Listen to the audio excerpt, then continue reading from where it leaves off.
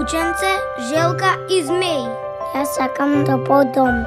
Купете полиса за домакинство од Осигурување Македонија и помогнете за реновирање на еден дом во СОС Детско село. Тука сме. Осигурување Македонија, Виена Иншуренс Груп. Прва победа у главна фаза, ево, ваше први утисци.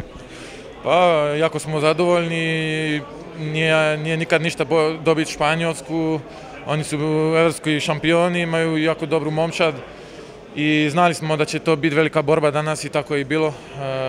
Играло се до крај утакмице, мислим да смо играли јако добру одбрану, чврсто еден порек другога и знали смо да ќе ту бит, тоа еден клуч утакмице бити. Наши голмани исто одбрани неке битне лопте и ја мислам да у другом полувреме смо исто одиграли добро напад, добро смо и нашли смо пуно солуције на нихову одбрану и тоа е битно, иако е Арпад опет одлично одигрao, не знам колку одбрана има у другом, имao puno, ipak smo uspjeli dobiti, znači to je velika pobjeda. Cilj odbrana naslova? Cilj je dobiti sljedeću utakmicu, jer ovo je jako teško natjecanje, ima puno utakmica, znači ne možemo gledati dalje od sutra. Sutra nas čeka Island, koji ima jako dobru momčad, mladi igrači koji su opasni i na 60 minuta mogu dobiti bilo koga. Znači moramo nekako zaboraviti tu utakmicu danasa i ići dalje. Jesi li pratio Makedoniju u ovoj prvenstvu? Pa gledao sam malo utakmicu protiv Španije.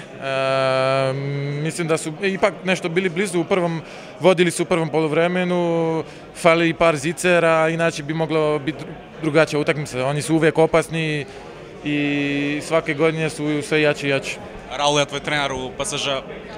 Jeste. Pa zato kažem da su svake godine opasniji, jer on je veliki trener koji je uspio da podigne tu ekipu i da svake godine su sve bolje i bolje i ja mislim da su bili blizu ići u druge faze.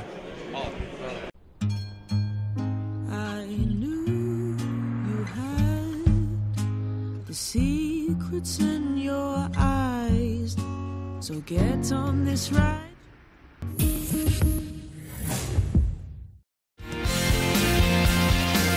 Разликата е во квалитетот.